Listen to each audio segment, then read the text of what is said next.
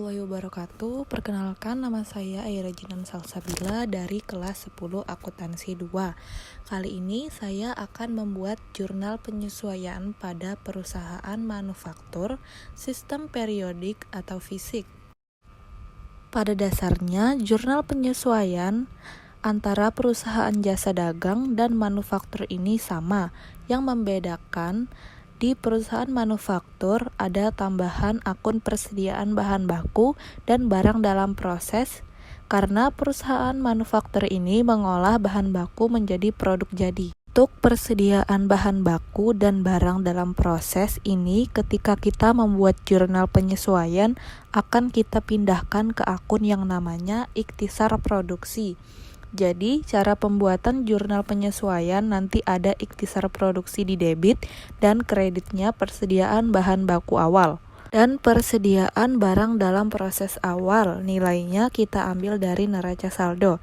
Jadi, nilai ikhtisar produksi ini adalah penjumlahan dari nilai persediaan bahan baku awal ditambah persediaan barang dalam proses awal. Kita membuat jurnal penyesuaian untuk persediaan akhir.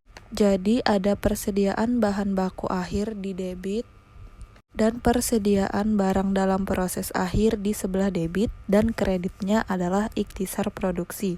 Nilai dari persediaan bahan baku akhir dan barang dalam proses akhir ini kita ambil dari data penyesuaian. Ketiga, kita membuat jurnal penyesuaian untuk persediaan barang jadi. Kalau persediaan barang jadi ini sama saja dengan ketika kita membuatnya di jurnal perusahaan dagang. Jadi, buat jurnalnya, ikhtisar laba rugi di debit, persediaan barang jadi awal di kredit, nilainya ambil dari neraca saldo. Yang berikutnya ada persediaan barang jadi akhir di debit dan ikhtisar laba rugi di kredit. Nilainya diambil dari data penyesuaian. Selanjutnya kita langsung ke contoh soal. Di sini ada neraca saldo milik PT Cahaya Mentari per 31 Desember 2023. Di sini ada akun kas, piutang, persediaan bahan baku, persediaan barang dalam proses, dan yang lain-lainnya. Selanjutnya kita akan membuat jurnal penyesuaian. Maka kita membutuhkan data neraca saldo dan data penyesuaian.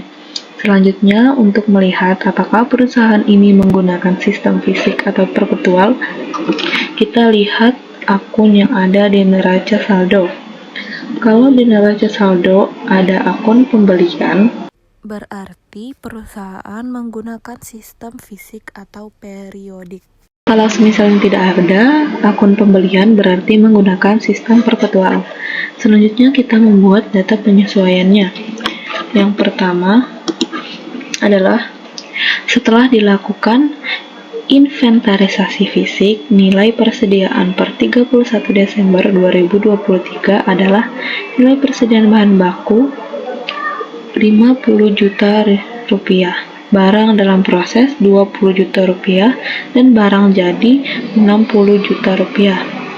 Untuk bahan baku dan barang dalam proses kita pindahkan ke akun ikhtisar produksi, dan untuk barang jadi kita pindahkan ke akun ikhtisar laba rugi. Yang pertama kita tulis bahan baku awal dan barang dalam proses awal yang datanya kita ambil dari neraca saldo. Jadi kita lihat akun dengan kode 1-300, ada persediaan bahan baku awal dan ada persediaan barang dalam proses awal. Dua-duanya ada di debit. Kita pindahkan ke kredit. Jadi debitnya adalah ikhtisar produksi. Jadi kita masukkan yang pertama ikhtisar produksi, yang kedua persediaan bahan baku, yang ketiga persediaan barang dalam proses. Nilainya kita ambil dari neraca saldo. Berarti persediaan bahan baku 35.500.000 dan persediaan barang dalam proses 15 juta di kredit. Dan untuk ikhtisar produksinya, nilainya kita jumlahkan dari persediaan bahan baku ditambah persediaan barang dalam proses, jadi 50.500.000 rupiah. Yang kedua, kita akan mencatat persediaan akhir data persediaan akhir diambil dari data penyesuaian. Jadi, akun yang pertama, persediaan bahan baku akhir, yang kedua, persediaan barang dalam proses akhir, dan dikredit adalah ikhtisar produksi. Untuk bahan baku, nama nilainya kita ambil dari data penyesuaian, berarti di debit 50 juta. Kemudian barang dalam proses kita ambil sama seperti bahan baku 20 juta rupiah. Dan untuk ikhtisar produksi kita jumlahkan persediaan bahan baku ditambah persediaan barang dalam proses sama dengan 70 juta rupiah. Yang berikutnya kita akan memindahkan akun persediaan barang jadi ke dalam akun ikhtisar laba rugi. Yang pertama kita catat barang jadi awal, nilainya kita ambil dari neraca saldo. Di sini kodenya 1/500. Nya 75.500.000 rupiah. Jadi kita buat jurnalnya ikhtisar laba rugi. Ikhtisar laba rugi di debit, persediaan barang jadi kredit, nilainya diambil dari neraca saldo, berarti masing-masing 75.500.000. Berikutnya ada yang akhir, kita ambil dari data penyesuaian. Jadi persediaan barang jadi akhir di debit dan ikhtisar laba rugi di kredit. Data penyesuaian tertulis 60 juta rupiah, sehingga kita tulis keduanya 60 juta rupiah. Yang berikutnya, kita memasuki data penyesuaian yang kedua, perlengkapan pabrik yang habis terpakai 13 juta rupiah. Nah, awalnya di neraca saldo, perlengkapan pabrik 22 juta rupiah. Kita akan mencari bebannya. Karena di sini awalnya perlengkapan, nanti kita buat jurnalnya ada beban perlengkapan di debit, kreditnya ada perlengkapan yang berkurang. Perlengkapan yang berkurang nilainya senilai yang terpakai. Kalau kita lihat di data penyesuaian, perlengkapan yang habis terpakai 13 juta rupiah. Berarti inilah yang terpakai. Nilai yang kita ambil adalah nilai 13 juta ini. Jadi jurnalnya beban perlengkapan pabrik 13 juta rupiah di debit, perlengkapan pabrik 13 juta rupiah di kredit. Berikutnya yang ketiga, sampai akhir Desember 2023 biaya-biaya yang masih harus dibayar, upah langsung sebesar 5 juta rupiah dan gaji bagian administrasi dan umum sebesar 7 juta rupiah. Ini ada biaya yang belum kita bayar sehingga menimbulkan akun utang gaji. Untuk upah langsung ini kita masukkan ke akun beban tenaga kerja langsung. Jadi cara membuat jurnalnya ada beban tenaga kerja langsung, kita tulis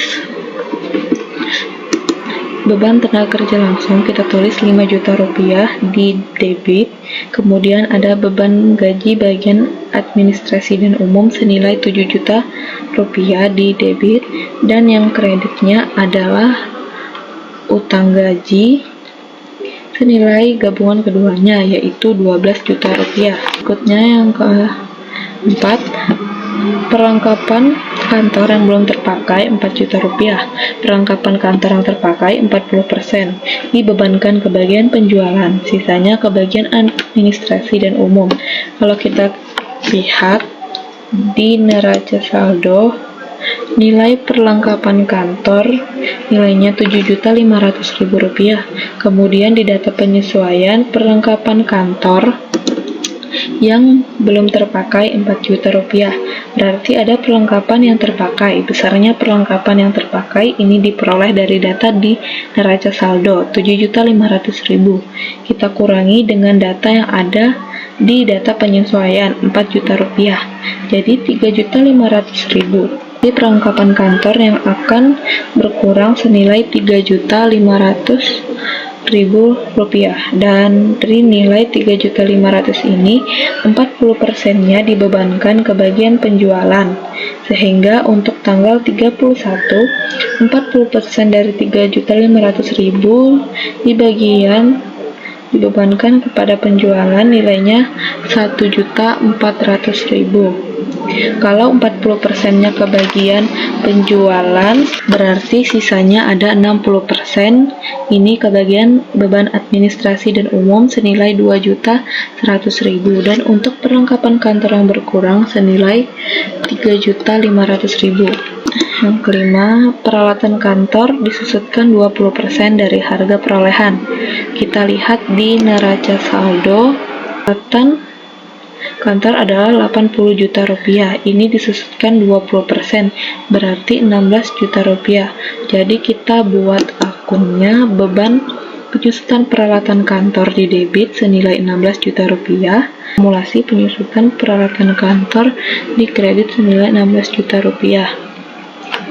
Dan yang terakhir, mesin dan gedung pabrik disusutkan masing-masing 7 juta rupiah dan 15 juta rupiah, sehingga jurnalnya yang ke-1 beban penyusutan mesin senilai 7 juta rupiah, yang kedua beban penyusutan gedung pabrik senilai 15 juta rupiah di debit, yang ketiga akumulasi penyusutan mesin di kredit 7 juta rupiah, yang keempat akumulasi penyusutan gedung pabrik di kredit senilai 15 juta rupiah.